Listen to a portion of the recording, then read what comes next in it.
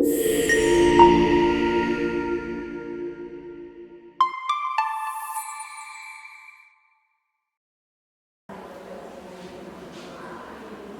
quando ali.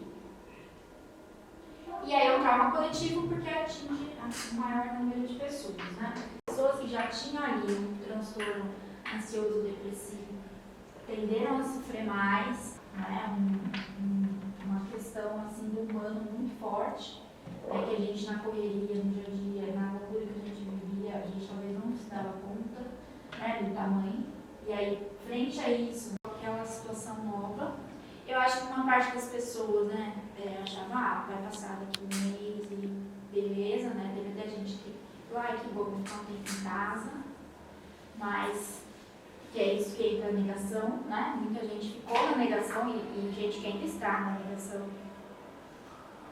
E a gente teve uma questão de informações desencontradas, né, ninguém sabia muito bem o que estava acontecendo. E a gente teve uma atuação do Estado muito precária também, né, nesse quesito.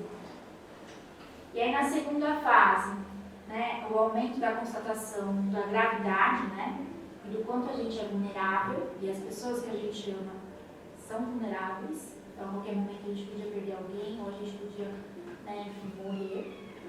Isso também acompanhado da solidão, né, por questão do isolamento, ou por ficar muito tempo com a família e ter que lidar com os problemas, ou também ter pessoas que lidaram de uma maneira melhor. Eu acho que aí tem um recorte social, né? Quem tem mais condições, né, sofreu menos, e quem tem menos condições sofreu mais. Já a gente chegou a ter um grande problema de violência, de fome, problema grave de saúde mental. Eu acho que aqui também a gente pode incluir as pessoas que tiveram a Covid, passaram por internação, ou pessoas que tiveram pessoas amadas, né? Eu tive, né? Meu pai ele ficou internado e foi muito desesperador, por mais que não fosse um caso grave, eu não podia estar lá, eu não podia ver, né? Então, para ir ter informações dele, eu teria que ir no hospital, enfrentar uma fila para um médico falar sobre o que estava acontecendo, e isso é muito traumático, né? E aí, enquanto psicólogos, né, a gente teve aí o atendimento online. Eu odiava, eu não queria, achei horrível na época. Porque eu tinha uma preocupação com o vínculo, né, como que ia ser esse atendimento, como que ia se formar esse vínculo com o paciente.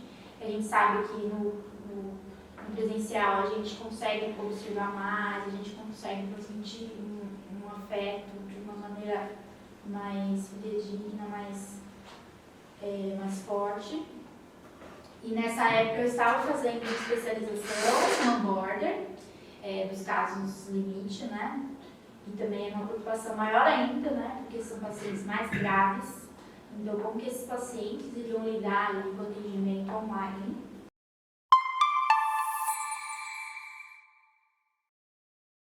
A palavra para nossa amiga para a gente partilhar esse tema tão doloroso. Então, gente.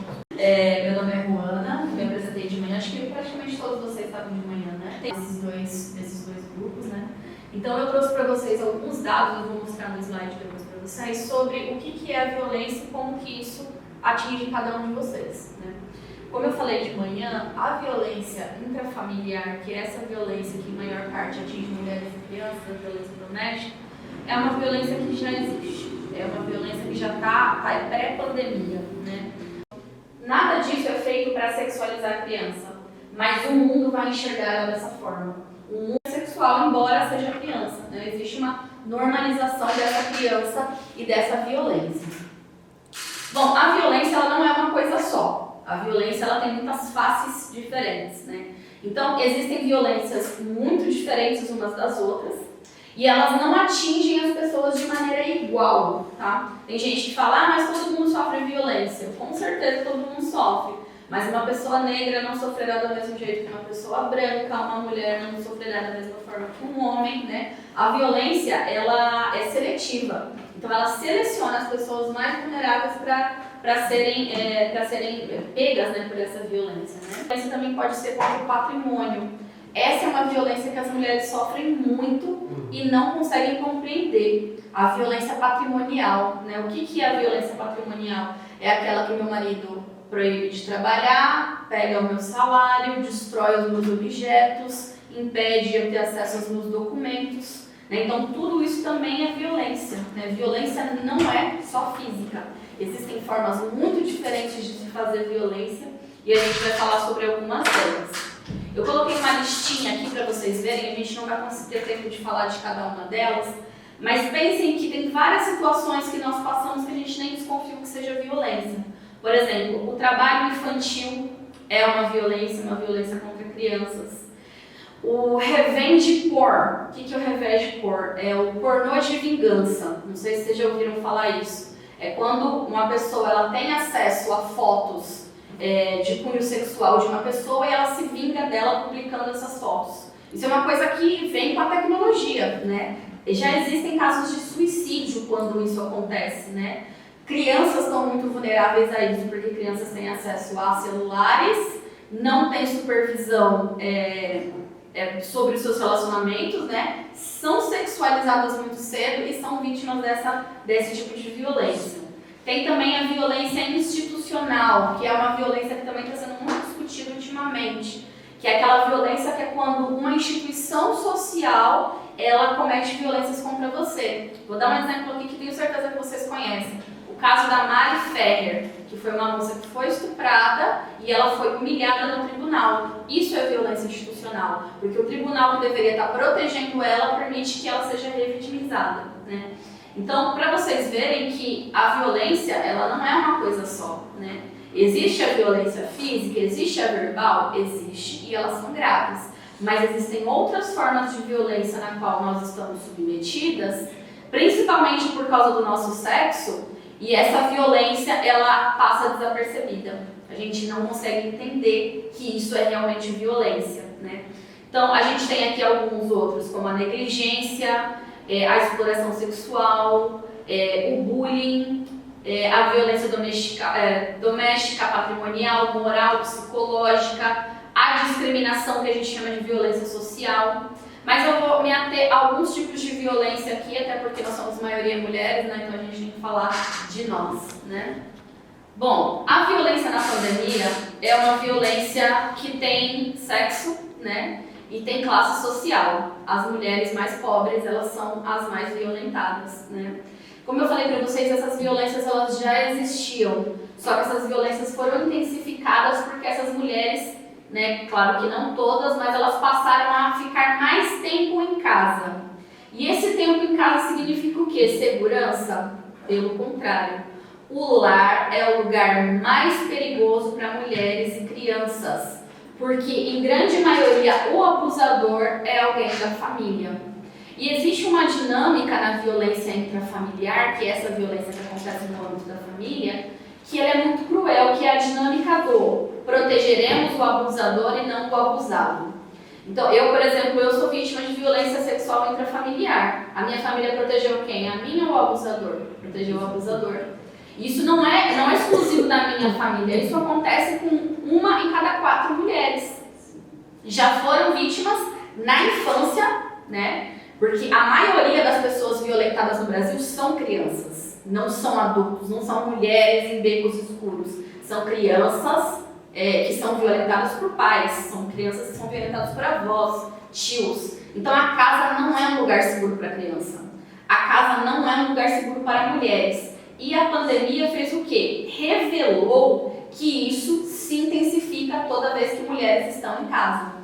Eu falei de manhã na abertura, quem estava aqui, né, conseguiu ouvir, que a escola, que era um canal que servia para proteger mulheres e crianças, deixou de existir durante a pandemia, né? Por quê? Porque a menina sofria violência sexual em casa, ela ia contar para o professor, ela ia pedir ajuda na direção, né? Se a mãe estivesse apanhando, a criança faria a mesma coisa, porque existe uma relação de proximidade com o professor que impossibilita, né, essas denúncias, né? O conselho tutelar está ali na rede de apoio que está muito próximo da escola. Agora, como que a gente faz quando a criança está em casa, ela só tem um canal online para falar, o pai está ali do lado ouvindo, ou o abusador está ali do lado ouvindo, como que ela denuncia, gente? Não existe essa possibilidade.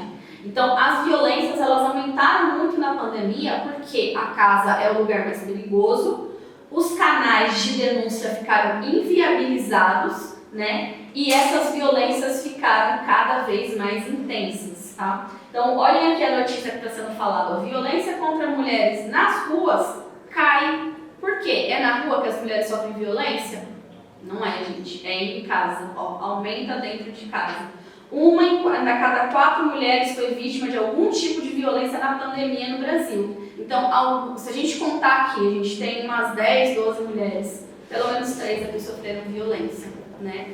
E a gente não precisa falar, né, se expor, dizer, eu sofri violência, mas a gente sabe quando a gente sofre violência, e a violência contra mulheres é normalizada. Existe uma cultura que naturaliza essa violência contra mulheres. Então, é muito normal essa violência intrafamiliar, essa violência que vai colocar a mulher no lugar dela, que vai normalizar que a criança apanhe, né, seja castigada. Então, a punição contra mulheres e crianças é muito grande, porque existe um lugar que elas têm que ocupar e quando elas não ocupam, elas estão ferindo a regra, né? A violência intrafamiliar é toda ação ou omissão que prejudique o bem-estar, a integridade física, psicológica ou a liberdade e ao direito ao pleno desenvolvimento de outro membro da família. Eu trouxe essa definição para vocês, é do Ministério da Saúde. Ela é uma definição um pouco antiga, de 2002, né? Mas é uma definição muito importante para a gente entender o que é a violência intrafamiliar. A violência intrafamiliar é essa violência que acontece no âmbito doméstico, né? Então, não necessariamente é o pai contra os filhos, pode ser a mãe também, né?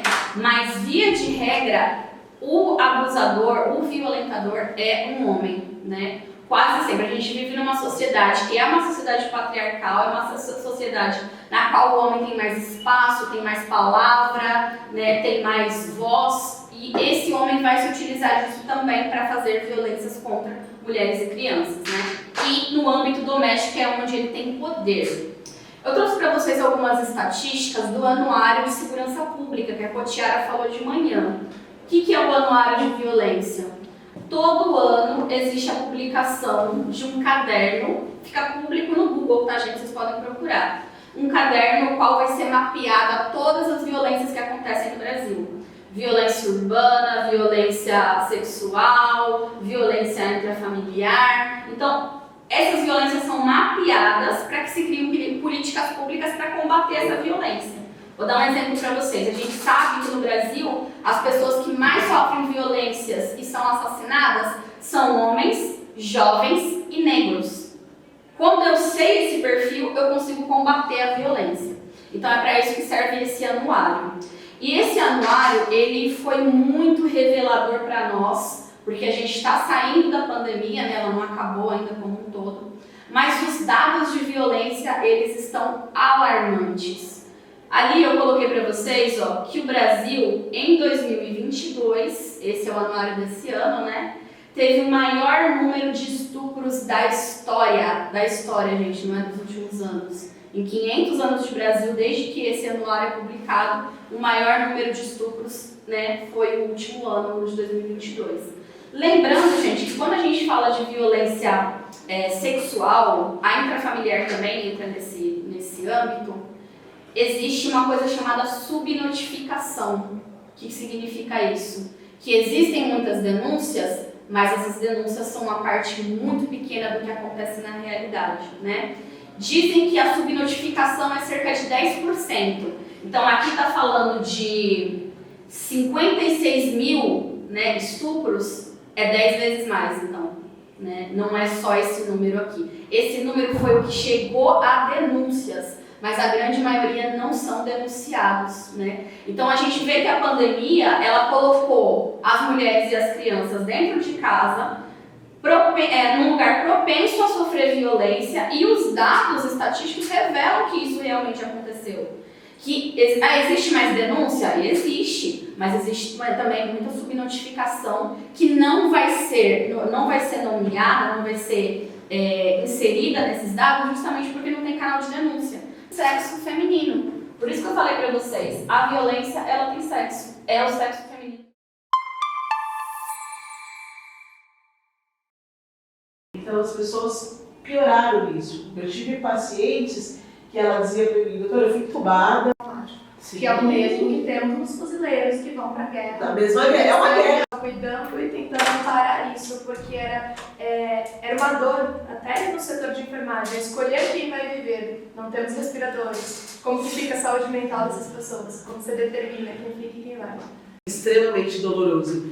Eu, no começo, né, e aí falando da minha experiência, eu, de março a novembro, eu não trabalhei.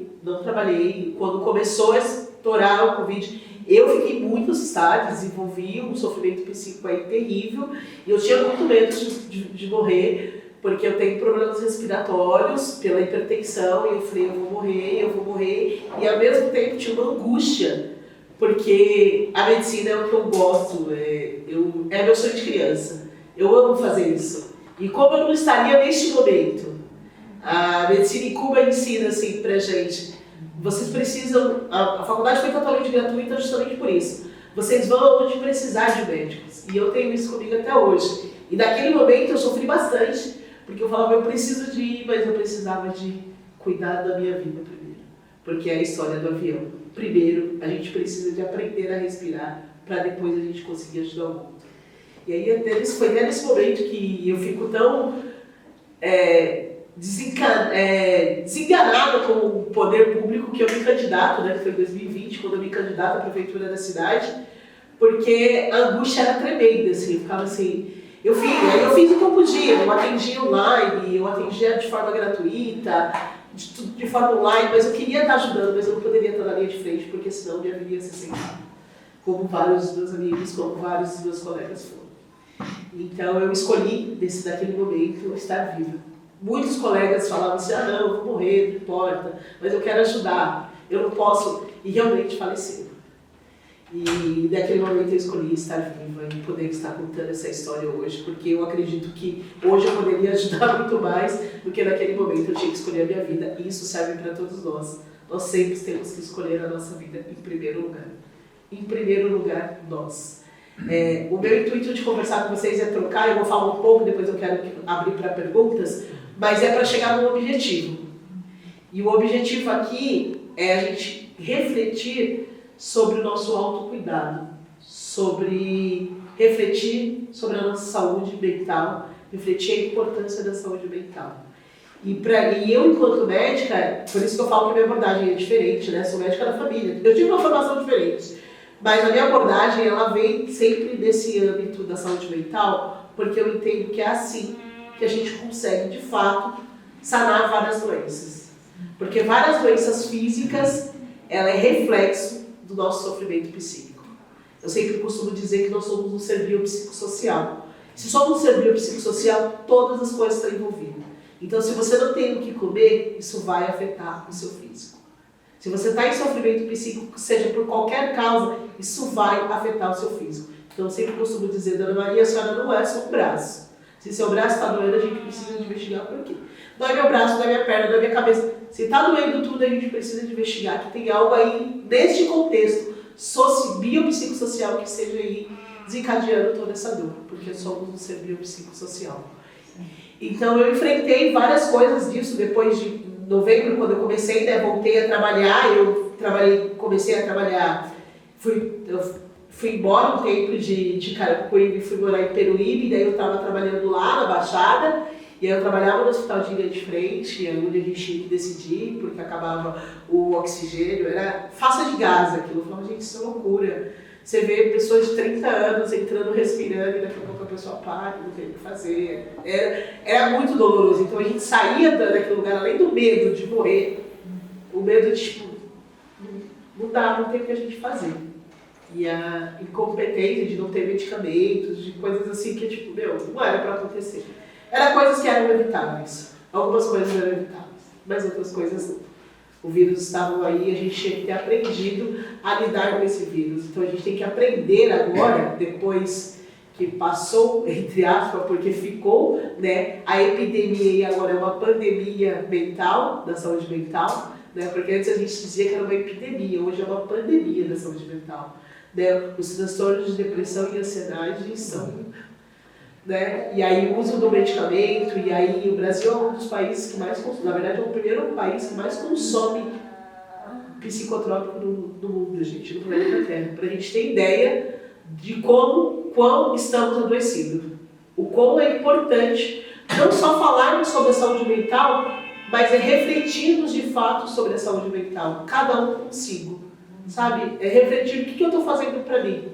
Eu costumo dizer que nós não fomos, na nossa sociedade, a estrutura não é para a gente pensar sobre nós, é só para a gente trabalhar, a gente só trabalha. Por isso também que o isolamento deu tanto impacto, porque você só trabalha. O que você só faz? Só trabalho. De repente eu não estava trabalhando mais, e agora? Eu nasci para fazer isso. E aí você ia ter que estar contigo mesmo.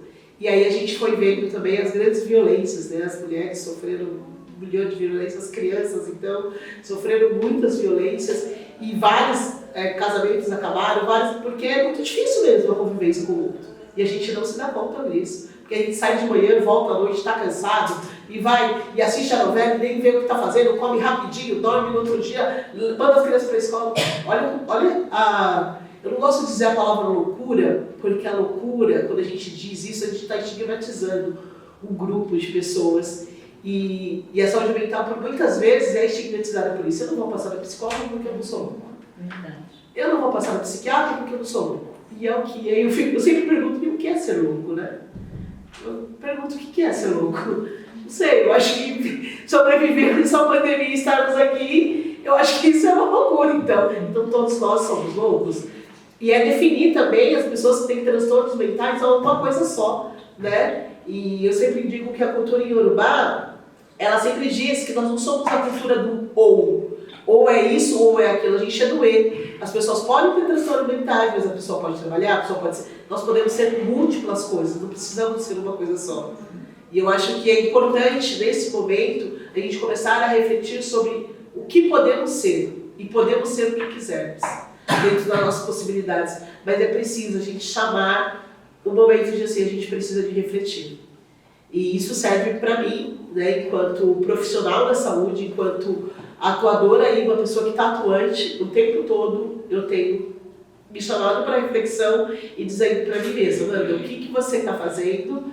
É isso mesmo que você quer? Como que é? Sabe, me colocando nesse lugar? Porque, por muitas vezes, ser médico é uma ideologia, infelizmente no Brasil tem muito, como a gente não teve essa formação, mas no Brasil tem uma ideologia que médico é Deus. Né? Tanto que tem umas faculdades que no 6º ano você tem que chamar eles dos nomes dos deuses, né? Deus grego, Deus não sei do que. Porque então essas pessoas saem com essa ideia que eles são deuses mesmo. E aí a gente entende que a gente é só um ser humano, né? Eu tenho conhecimento técnico, mas a sua doença, eu sempre digo para os meus pacientes, a sua doença sabe você. Eu consigo te acessar a partir do momento que você consegue, eu consigo te ouvir, né? E entender que da sua doença sabe você. Você sabe o que você está sentindo. E aí eu, tecnicamente, juntos a gente constrói alguma coisa. Então, os impactos da pandemia têm sido muitos, assim, principalmente mental, né? O fator maior é o mental. Além das sequelas físicas, muitas pessoas ficam com tosse, ficam cansadas. Alguns esquecimentos, que alguns são temporários, perda de cabelo, um cansaço assim, excessivo, ando um pouquinho, cansei. E perda da memória, isso alguns estudos estão dizendo que são temporários e que a tendência é isso depois ir melhorando, mas são coisas que a gente não sabe o que vai acontecer. É muito novo para o mundo científico, é muito novo para todo mundo, então a gente não sabe até onde vai. Fisicamente a gente tem esses dados, mas o que mais tem é a saúde mental. A saúde mental ela é a prioridade. E ainda assim, ainda com essa discussão, ainda que eu não sabia que vocês existiam há tanto tempo aqui em Carapicuíba, eu fico muito feliz mesmo. Eu acho que quando a gente começa a trabalhar com a saúde mental, assim, quando a gente está fortalecido mentalmente, todas as outras coisas a gente enfrenta com outro olhar. Mas como que a gente vai enfrentar as coisas com outro olhar dentro dessa desigualdade racial, social que a gente vive? Né? É muito complexo conseguir acessar essas pessoas. É muito complexo a comunidade de Carapicuíba entender que eles poderiam estar aqui nesse espaço. Muitas pessoas poderiam utilizar esse espaço. Porque quando se fala de psicologia, olha como que é louco. E como é elitizado. A psicologia, ser psicólogo é para quem tem dinheiro. Eu não tenho dinheiro, então eu não posso fazer psicologia. Eu não posso fazer terapia. Toda vez é a mesma coisa. Não, porque não dá, é difícil. Eu não vou entender. Então, a gente precisa de acessar essa população para ela entender que, sim, elas precisam de cuidar. Não dá para negligenciar mais a nossa saúde mental.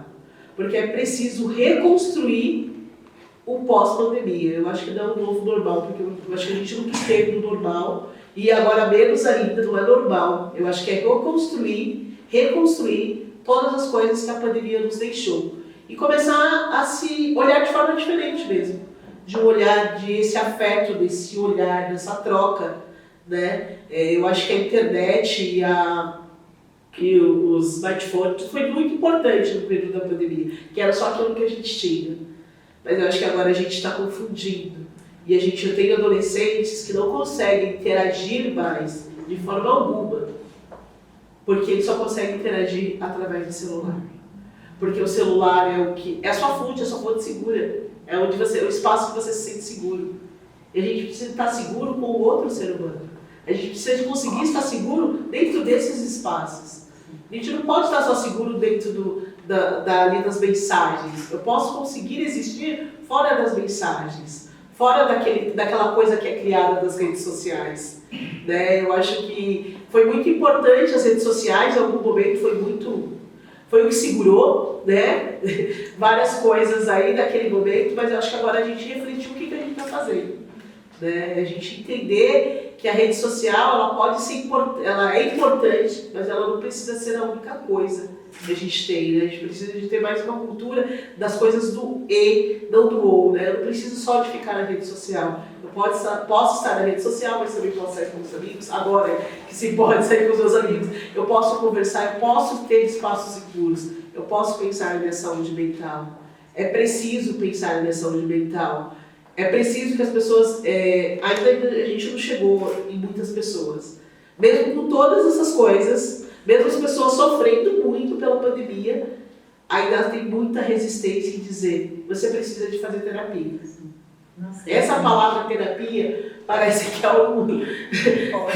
vira um bicho assim, não precisa de terapia, talvez terapia... Parece que é uma ofensa para alguns, né? E o que a terapia vai resolver? Eu escuto muito isso, o que a terapia vai resolver? Fala que não é bom. Eu não sou louco. Não tem dinheiro para pagar. Eu não tenho dinheiro para pagar. O que a terapia vai resolver? Eu sempre digo, faça a terapia e depois a gente conversa o que ela vai resolver. Só vai. Se você só vai. Depois a gente conversa o que ela vai resolver depois. Mas é porque é tão difícil de acessar. É difícil porque parece que estamos dentro de uma bolha e uma bolha se entendeu. Mas principalmente a bolha da elite, a bolha que estuda, ainda continua ali em cima. Né? A negligência ela é geral, mas ela continua aqui. Ela não conseguiu ainda acessar a grande massa, que eu acho que esse é o grande desafio. Né? O desafio da comunidade de entender que ela tem, além de ela ter o direito de ter saúde mental, a importância para ela sobreviver de uma forma mais tranquila dentro da vida mesmo, de estar dentro do vir a ser, né? O eterno vir a ser, que seja de forma mais tranquila, e para isso é necessária a saúde mental. Então, os impactos da pandemia, ele perpassa por todas essas questões, né? Principalmente pela questão mental, que eu acho que é a maior sequela que vem que deixou essa pandemia, né? Saímos da pandemia física, né, do Covid, para entrar na pandemia mental. E aí eu acho que agora é correr aí para trabalhar em espaços como esse de fortalecimento, das pessoas entenderem a importância da saúde mental e conversar sobre isso e usar a rede social para entender um pouco mais da importância da saúde mental, não só para deixarmos mais frustrados, ficar aí se comparando em todas as coisas que a rede social nos traz.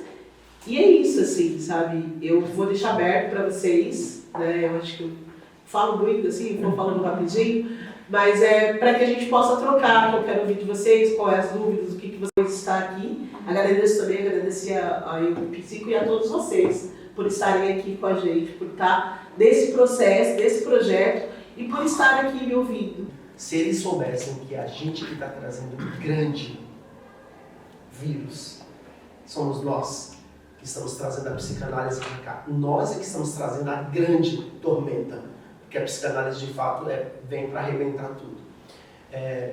Eu queria pensar com a senhora e com os estudantes e os profissionais aqui, que a nossa função de atuantes da saúde mental nos coloca num lugar de questionador da sociedade, de militante, né? E sabendo que a nossa cidade, especificamente de Carapicuíba, é uma das cidades que tem o pior IDH do Brasil e de São Paulo, a despeito de ter sido a cidade do Brasil que teve o maior número de emendas PIXs, eu não sei para onde tem ido tanto dinheiro. Nós na ONG Psico recebemos da população, da prefeitura dessa cidade, os encaminhamentos para a saúde mental, já que a cidade não consegue. E nós, como terapeutas, somos, como os pedagogos, encaminhados para educar. E educação, como diz nosso querido Paulo Freire, é para incomodar. Freud estava certo para dizer, a gente que está trazendo a grande desgraça para os Estados Unidos. Como é que a gente consegue, como médica, como agentes da saúde mental, produzir para a nossa população alguma mudança, já que a nossa saúde está em derrocada total? Eu tenho no SUS só, e eu primeiro faço atendimento de humanidade. Primeiro eu escuto esse paciente, né? Primeiro que eu sou uma mulher negra, então eu não sou um médico que é frequente, as pessoas, a princípio, quando chegam no meu consultório, duvidam de quem eu sou, né? Então eu preciso de estar fortalecida comigo para atuar todos os dias, e isso é todos os dias, porque todos os dias alguém me questiona, mesmo que esteja no meu consultório, todo lugar está dizendo, doutora Amanda, ela é a médica, eu me apresento para todos os meus pacientes.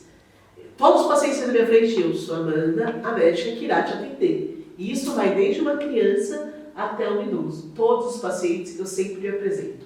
Eu me apresento por essa defesa, mas eu me apresento também por uma forma de respeito. Porque eu acho que é preciso entendermos, nós enquanto profissionais da saúde, entender que aquela pessoa que está ali, ela precisa de sentir igual a nós, para ela conseguir de fato abrir. Porque para chegar, e aí minhas consultas é um problema, porque no SUS a gente tem 15 minutos para atender, e eu nunca consigo fazer 15 minutos, não consigo. E eu não vou fazer 15 minutos, porque ainda mais com a demanda de saúde mental. Não vou fazer, não adianta. Na última consulta que eu tive uma adolescente transexual. Eu vou ficar 1 hora com essa adolescente, não quero saber. Vai me atrasar todas as outras consultas. Eu falo, vocês esperam que no momento de vocês eu vou fazer. Tá certo isso? É o que deveria ser, eu deveria ter esse tempo para eu conseguir atender esse paciente com qualidade, porque ele está no SUS e ele precisa dessa qualidade. Mas não é isso que o sistema faz. Então, primeiramente, nós, enquanto profissionais, precisamos de, primeiro, se colocar, ter a empatia. Trabalhar na saúde mental, você tem que ter empatia. Porque assim, não adianta eu quero fazer psicologia porque é a profissão do momento e eu vou ganhar dinheiro. Não vai resolver. Porque você precisa entender que aquela dor daquela pessoa não vai sair do jornal. Ela vai vir com dores, a gente não pode debochar, porque toda a família já debocha. Toda a sociedade fala, levanta, vai, para de preguiça. Ai, tem ansiedade não. Lava uma louça que passa. Isso é tão frustrante para quem está sofrendo. Isso é tão doloroso para quem não consegue levantar. Isso é tão difícil para quem não consegue comer. E tipo, a pessoa está levantando para comer. E alguém fala, ai, vai, come.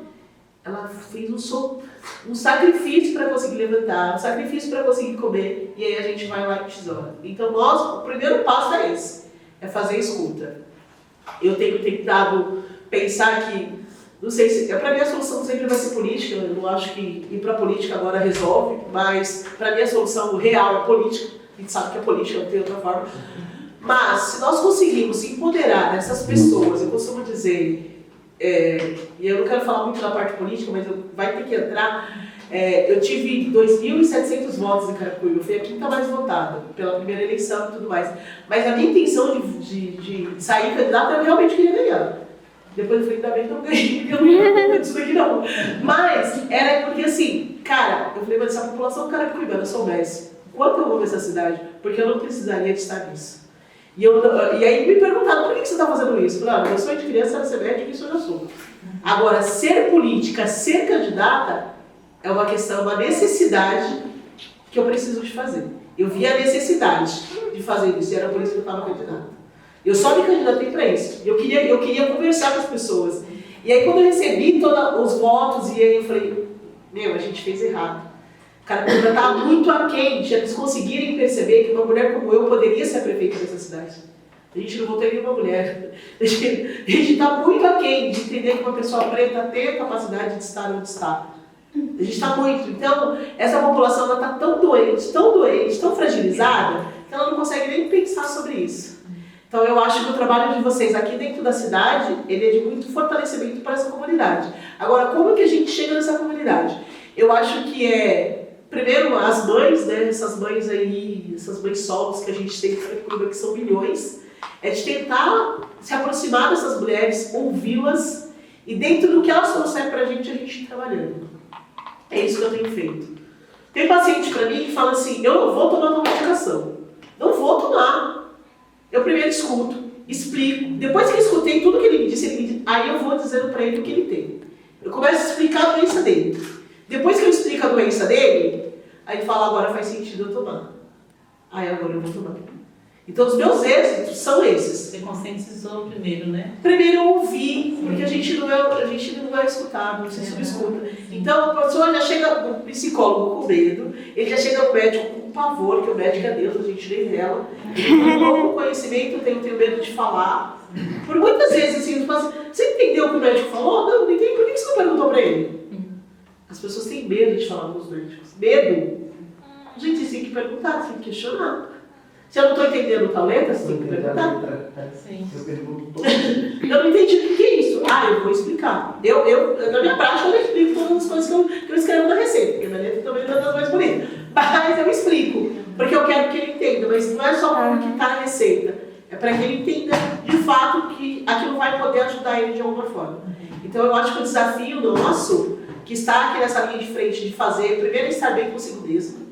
Então eu tenho tratado de estar bem comigo e fazer coisas que me dá prazer. Uma das coisas que é fazer isso que eu estou fazendo hoje.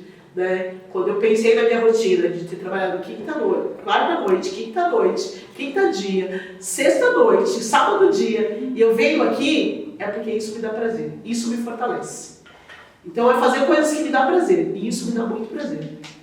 Primeiro é me fortalecer, nós enquanto indivíduo, e depois a gente fortalecido consegue chegar nessa população. Mas é chegar na onde essa população precisa, sabe? Eu acho que a gente precisa estar mais próximo. Quando eu pensei na política, eu falei, a gente está muito longe. A gente precisa chegar na comunidade de forma real, que eles sintam. Porque eles estão preocupados com comer. Sim. E serve para eles que eles precisam de comer. É isso. Eles não precisam de viver. Eles precisam de comer. E aí, então, a gente precisa de fazer esse trabalho, de estar fortalecido, de trazer isso para cada um. Mas dessa forma, primeiro, ouvindo. O que para você é importante? Porque eu sempre digo isso. Eu fazia preceptoria, eu falava, não adianta a gente chegar e falar para as pessoas da comunidade, eu quero estudar tuberculose. Se essa população não entende o que é tuberculose para eles. Para eles, o mais importante, eu sempre dizia, eu dizia isso na minha campanha, eu falava assim, para as mães daqui de Carapicuíba é importante falar sobre a drogadição. É importante falar a importância da drogadição, porque são os filhos dela que estão morrendo. Não adianta falar de voto, não adianta falar de rua. Essas mães têm os seus filhos mortos pela violência policial, pela violência das ruas e pelas drogas. É sobre isso que a gente tem que falar. Essas crianças não estão tendo espaço que eles possam ser eles. Então a gente precisa de atacar aí. Então eu acho que a forma é a gente conseguir chegar nessa população de fato. Não ficar nesse estudo acadêmico. Eu tenho sempre uma preocupação com isso, de falar de uma forma que seja palpável. Quando eu for falar de Freud, eu explico que Freud foi um cara X, mas eu posso falar da banda, eu posso falar de você, eu posso falar de você. E dentro do que eles vêm trazendo, a gente traz para o contexto técnico para alcançar. Eu acho que essa é a única forma. Eu acho que esse é o caminho, não sei. A gente não tem uma receita de bolo. A gente imagina que esse é o caminho.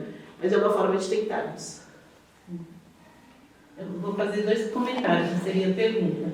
Aqui a questão que você fala da massa, né? Dos mais pobres, no caso, né? eles não conhecem a questão da saúde mental, né? Não tem assim um acesso, não foi explicado a importância da saúde mental. Olha, você não está bem mentalmente, você precisa ir lá, precisa passar no psicólogo, tem um psiquiatra, tem um psicopedagogo que pode ajudar seu filho na escola. Então, nada disso foi dito. Então, quando a gente chega lá e fala, imagina, meu filho sabe tudo. E não sabe, a gente sabe que não sabe. Né? A gente vê e percebe que a criança está precisando. Né? Então, é algo assim, não é só os que têm mais dinheiro, que são a minoria com dinheiro e a maioria sem o dinheiro. É em toda a faixa. Né? É a financeira, a saúde mental, então nem se fala, porque ninguém conhece. Assim, os que vivem na periferia, eles não têm aquele acesso assim, de saber da necessidade. Então, acho que aí a gente precisa, né, fazer um trabalho aí a partir da psico.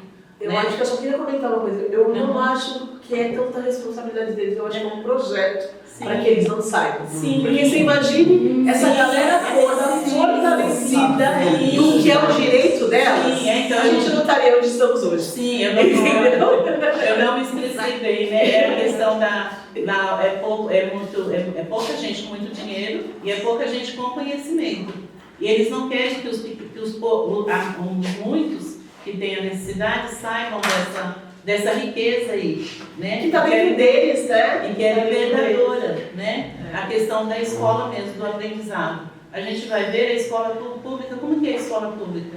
Como que é o aprendizado na escola pública? A reforma do ensino, por exemplo. Então, A reforma da saúde mental? sim, então, daí por aí. Todo mundo tem monstros que guardam no armário. E na nossa rotina, a gente está o tempo todo andando para lá e para cá. Então é muito fácil ignorar esse armário. No momento que nós paramos em casa, o armário está ali nos presente. E escancarou uma coisa que já existia, as dores da existência. E aquele armário ele abriu, não causando ansiedade e depressão, mas nos fazendo ser forçados a olhar para aquilo. E entender a falta que nós estávamos sentindo. Inclusive a falta da educação, porque nós temos possíveis déficits de aprendizagem agora, com essa criançada que está voltando agora, questões de baixa inteligência emocional, porque nós somos analfabetos emocionais, e encontramos dores e mazelas do contato do outro, porque o contato do outro também dói, que vem com Schopenhauer com o dilema do próprio espinho. Então tem muitos aspectos que a gente pode trazer para a discussão que eu acho que a pandemia escancarou. Sim. Ela não fez surgir nada ali. Sim. É que a gente está tão acostumado nessa ótica de produção, porque a nossa identidade é a nossa profissão, que a gente não vive, na verdade, não olha para nossas dores existenciais. A gente não existe, né? A gente só produz e... A gente se apresenta pela profissão, ninguém sabe dizer quem é além disso. Fala, né? Você falou sobre o médico que às vezes tem esse papel de Deus, né? Porque eu vivi uma cultura onde nós tínhamos que respeitar muito pai, mãe, tios, às vezes ajoelhar para abençoar pai e mãe. Eu acho lindo respeito a pai e mãe, as autoridades, mas eu cresci com isso de uma forma que isso me impede de avançar, sabe? De chegar no médico e conversar, porque assim, é muito angustiante isso para mim, sabe? Sim. Sim.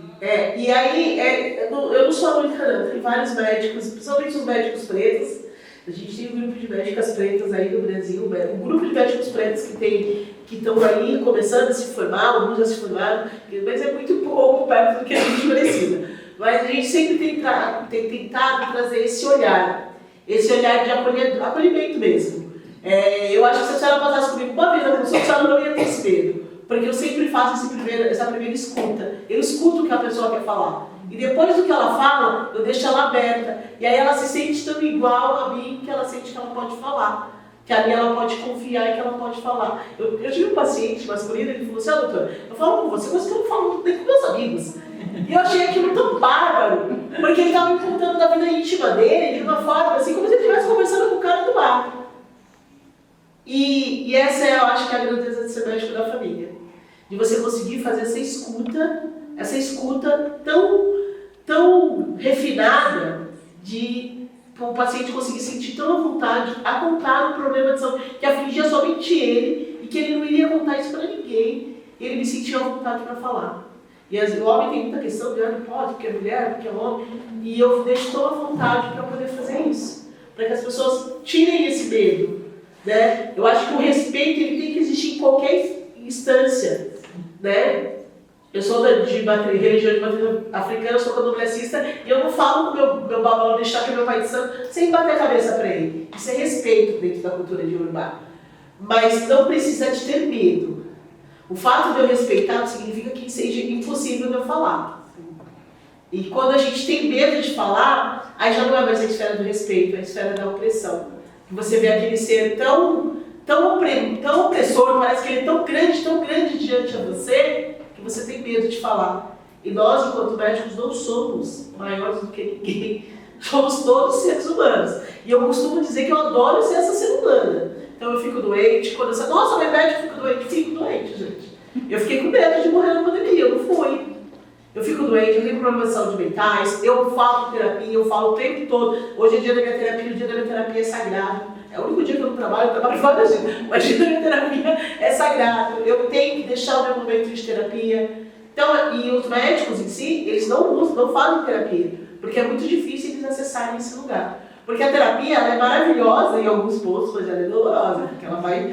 Esses monstros aí, né, eles vão ficar muito expostos e aí dói. E aí você quer ter dor, mediante tanta dor que a gente tem, mas é uma dor tão libertadora, que depois você consegue caminhar nesse monstro, pegar do lado dele e falar, bora lá, vamos juntos, porque eu posso ser esse monstro, mas eu também posso ser essa pessoa amável. A gente não é uma coisa ou outra, a gente né? Não é ou, a gente é isso, então eu acho que é sobre isso. Sim. Obrigada. Doutora, primeiramente eu queria te dar muito parabéns, muito, por ter estudado em Cuba, não na escola de gregos, para não levar o nome de deuses, né? Porque assim, eu acho que realmente o que o ser humano precisa é de escuta, e é o que nós não temos hoje. Quando você entra no consultório para você falar da sua dor, primeiro você quer falar da sua alma, né? E aí depois você fala da dor física. E hoje, infelizmente, o que a gente mais vê é tomar esse remédio. Mas você sabe o que eu tenho, né? Eu trabalhei no hospital e já ouvi paciente chegar de madrugada, passando mal, e o médico olhava e falou assim, o que está acontecendo? Aí começou a falar assim, o médico falou assim, e aí? Doutor, já melhorei. Então, não precisa mais de remédio. Então, assim, ele falou da dor da alma dele. E hoje o que a gente pouco vê. Eu já vi mãe falar assim, pela primeira vez o médico me ouviu, ele deixou eu falar. Porque é tanto porquê, o que, como, e aí você entra, e aí você não tem essa oportunidade, essa coisa, né? E tudo isso tem uma importância que, infelizmente, os deuses não deixam, né? Faça o que eu estou te mandando, faça o que eu te digo. Você chegou aqui e falou de uma coisa, então pronto. Mas esquece de ouvir isso. E a gente está perdendo essa empatia de ouvir o outro, né? É de estar junto com o outro. Quando eu escuto você falando dessa questão da tecnologia, eu me sentia sozinha, né? Falar assim, puxa vida, será que sou eu que sou contra o online, sou contra a internet? Porque eu sei que é necessário hoje em dia, mas eu vejo que isso também distancia muito a pessoa. Quando eu ouço você falando, eu penso que não estou sozinha, né? Não estou sozinha. Quando eu vejo que você para e olha no olho do outro, gente, isso tem um valor tão grande, porque você não está olhando para a pessoa, você está olhando lá dentro dela. E é daquela coisa que ela não consegue falar. E quando ela vai tentar falar, e você é barrada, aonde entra o medo, por que você não perguntou? Né? Muitas vezes eles vêm perguntar para o pessoal do lado de fora, mas não tem coragem de perguntar. Se eu falar com o médico, vai ligar comigo? Né? Não, então, aí ele sai de lá com a dor, com a dúvida e com o medo deles. Eu costumo dizer que o meu sistema também ajuda. Né? Eles fazem 15 minutos. É que eu passo na curva mesmo e é porque é meu atendimento. Só que isso também me gera uma série de coisas. Porque eu acabo todo dia minha consulta tarde, porque eu consigo sair no horário, porque o sistema dá 15 minutos para ela atender. E eu acho isso... Eu falei, gente, isso é tão violento. Eu acho que a galera tinha que falar, mano, eu quero 15 minutos para atendimento. Eu não posso 15 minutos ser atendido. Mas a gente tá longe ainda disso. A conversa fica melhor no finzinho, né? Dos 15 minutos, né? Então, tem amigos que falam assim, olha, eu escuto o paciente, mas eu tenho 15 minutos. Quando vai dando 15 minutos, só acabou os 15 minutos, eu não consigo. Eu falo que eu tenho que fazer gerenciamento do meu tempo, eu não consigo, gente, eu não consigo. Vai demorar, mas assim, os pacientes esperam alguns reclamos. Na consulta agendada, alguns reclamam fazer.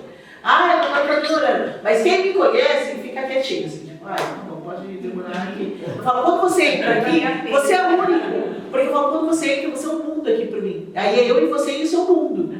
Quando o outro saiu, mas até o outro sair, é o tempo dele. E aí quando eles entendem que é dessa lógica, e é por isso que assim, os pacientes comigo não brigam. Eles não querem me bater, não tive nada disso. Eles ficam brigando quando eles não conhecem a idade, porque está demorando, essa consulta está demorando. Eu sei que a consulta tem que demorar, tinha que ser mais rápida, mas eu não consigo fazer. E eu de verdade vou levar a qualidade, eu falo isso o tempo todo. Eu de verdade vou levar a qualidade, eu não vou levar a quantidade, porque eu não sou essa pessoa, não adianta. Eu falo, gente, quem é que inventou que o SUS precisa de 15 minutos de consulta? É quantidade, né? É a quantidade, não a qualidade. né? Mas aí a gente tem várias OS, que elas ganham pela produção. É o que É por isso, gente. acaba não tendo a humanização, né? Daí o paciente entra na sala, quando vai começar a falar, já acabou o tempo, né? Porque só deu tempo dele preencher a receita.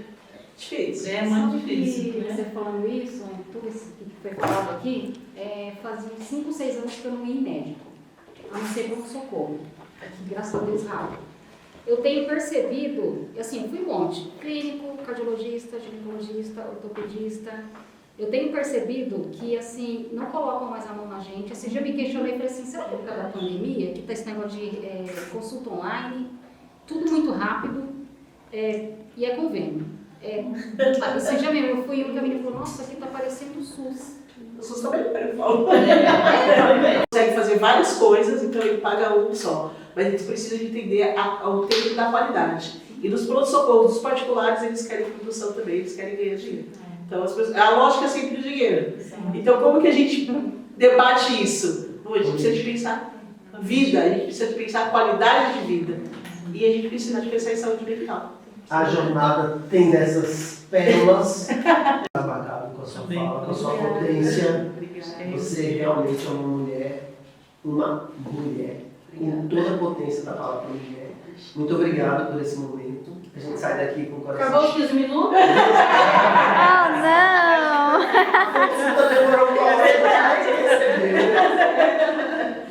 Eu já estou aqui diante da Paula, eu quero solicitar um simpósio quando eu não uma jornada somente uma palestra, um simpósio, porque a gente realmente tem que compartilhar nessa cidade com mulheres poderosas e com essa visão tão humanitária. Mar de gente potente, nós somos muito potentes. O que precisa é desse momento, desse espaço. Se trata da alma, acho que cura o físico. Exato. Quero lhe dar uma simplesinha de lembrança, uma certa cuidado.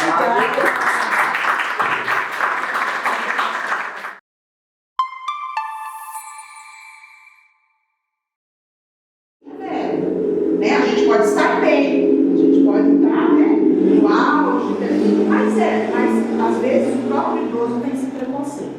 Então não ia pegar, o idoso tinha que ficar em casa, aí aconteceu todas aquelas questões de velhofobia da época, né, que não podia sair, faziam aquele cata-velho, vocês lembram o pessoal falando? Cata-velho, tá na rua, pega o velho. Então assim, isso é velhofobia. A gente sempre tem que se pôr no lugar, né, do outro, porque logo, logo nós seremos o idoso que vai estar ali. Pode passar. Então a pandemia, com tudo isso, né, a pandemia revelou o quê? Né? Que a parte da sociedade, mesmo antes, com a pandemia revelou que uma parte da sociedade, em sua maioria, utiliza o velho como descartável e invisível, né? Acha que o velho é invisível, acha que o velho não precisa dar atenção. Muitos na época pensavam, né? É uma doença de velho, deixa eu morrer. Eu ouvi muito isso. Aí, o que a gente pode fazer para combater a velhofobia?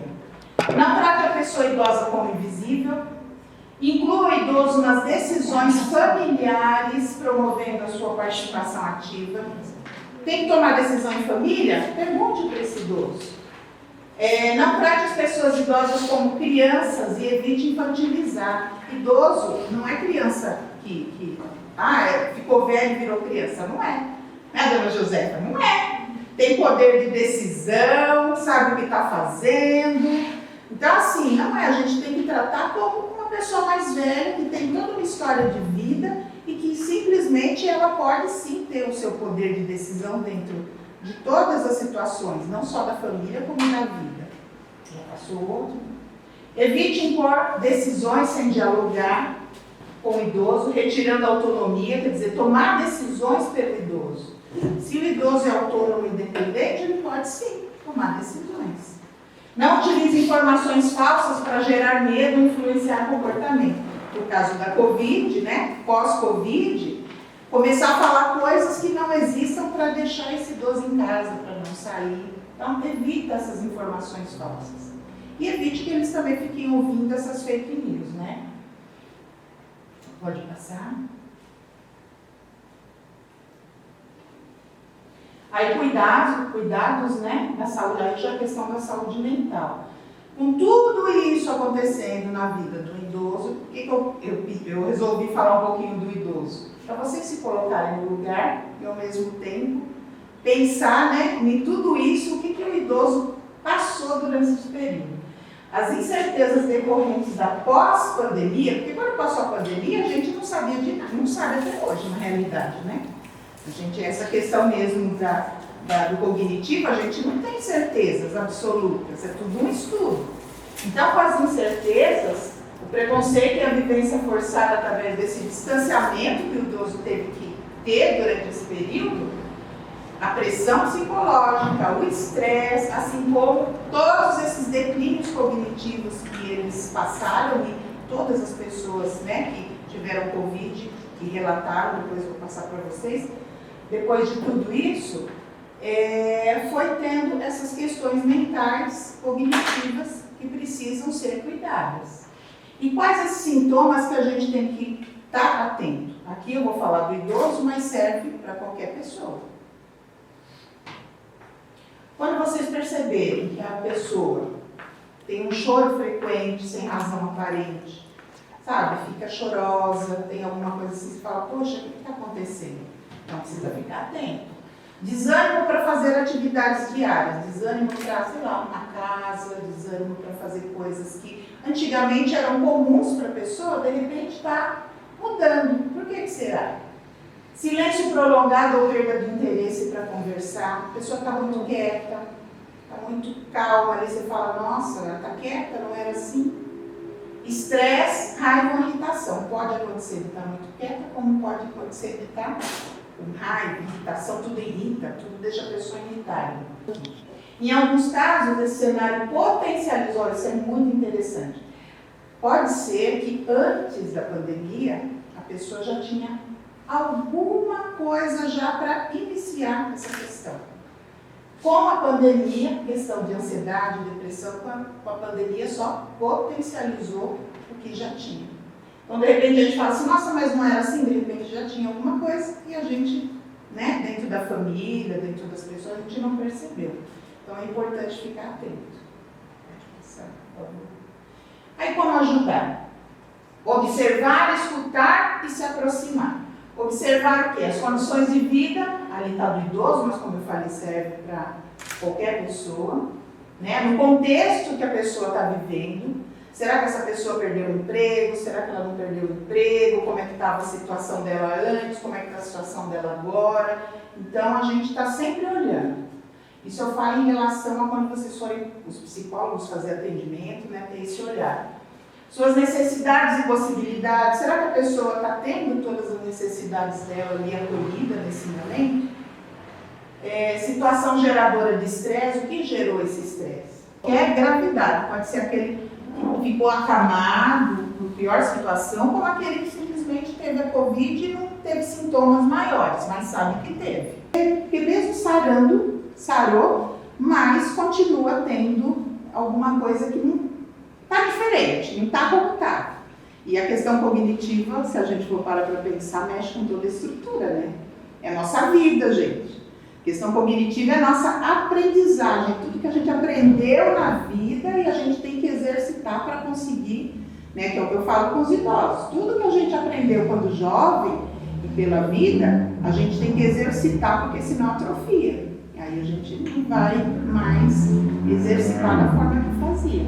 Questão cognitiva acomete o sistema nervoso central e afeta as funções cognitivas. Então, às vezes a gente fala assim, nossa, mas o Covid não tem nada a ver, porque tem a ver com o cérebro, né? Então, tem todo esse caminho que vai vai sendo feito. Olha que interessante. Aí acaba atrapalhando tudo dentro da nossa estrutura. Então, por exemplo, esse estudo identificou que a memória de curto prazo, né, que é o que a gente faz ali no momento, 62,7% dos participantes foi afetada, desses 185 do estudo. A de longo prazo sofreu alteração de 26,8% dos voluntários. Agora, em relação à percepção visual, que é o visual, o impacto foi notado em 92%. Agora imagina, a maioria teve impacto, por isso que na hora que as pessoas falavam para ela, né, eu estou sentindo isso. Aí ela falou, poxa, tem um estudo aqui, a gente vai fazer um estudo diferenciado para ver o porquê está acontecendo isso. Então faz todo esse caminho, porque às vezes a gente fala, não, mas Covid não tem nada a ver com cérebro e tal, mas por conta disso.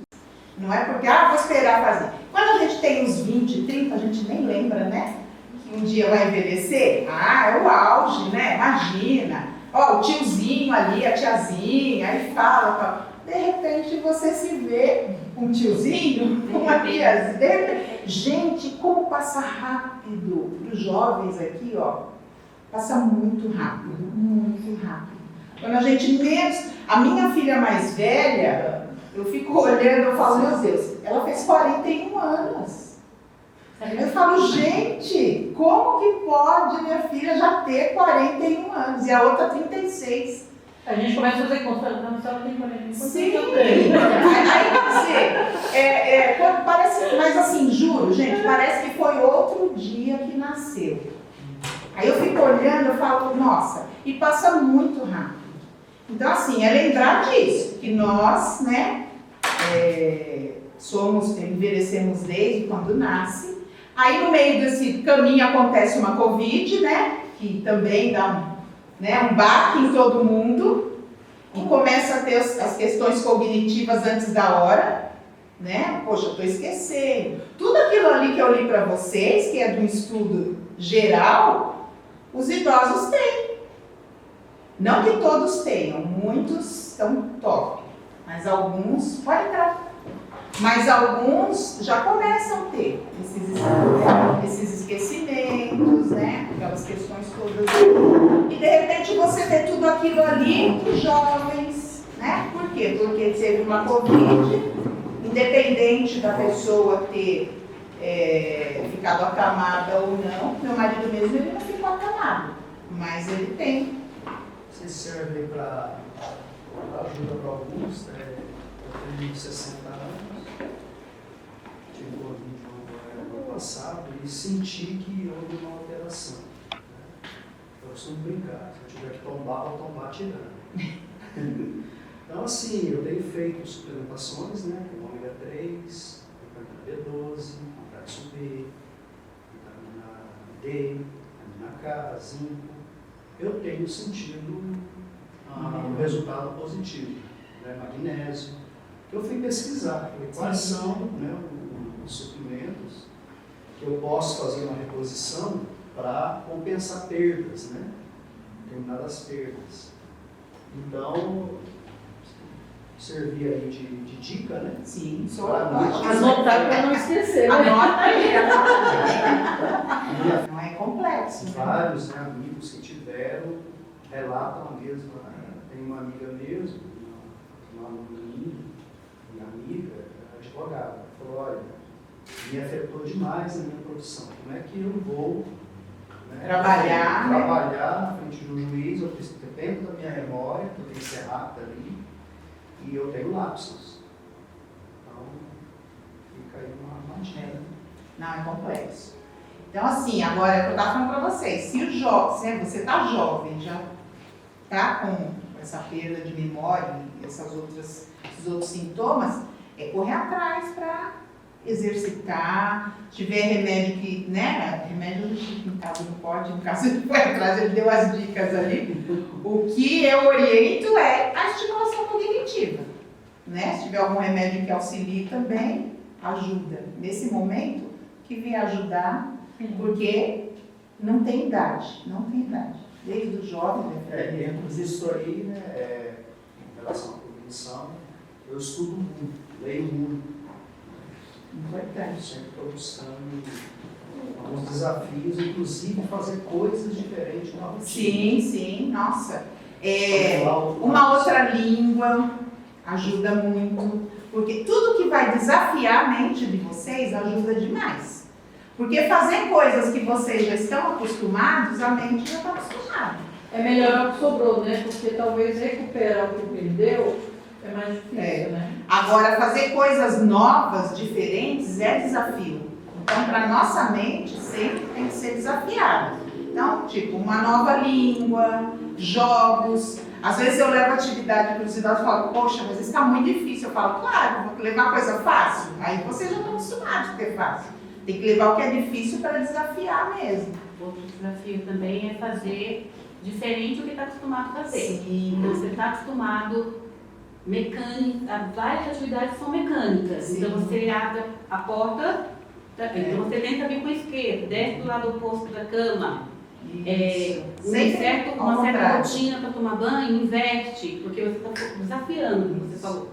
Você está desafiando a fazer diferente. Ó, gente, carro é muito interessante. Um caminho que você faz sempre, procurem fazer diferente. Isso também. Porque senão, parece que o carro vai sozinho, é uma coisa incrível, eu nunca vi isso. Às vezes eu estou tão distraída, quando eu olho, eu estou indo, mas eu não quero ir por ali, eu quero ir por outro caminho. Mas você vê, aqui que é a mente, né? Vai por aquele caminho, às vezes você ainda eu brinco, ele tem vida própria, mas não é ele, é a nossa mente, né? Então é fazer um outro caminho, é como ela falou mesmo.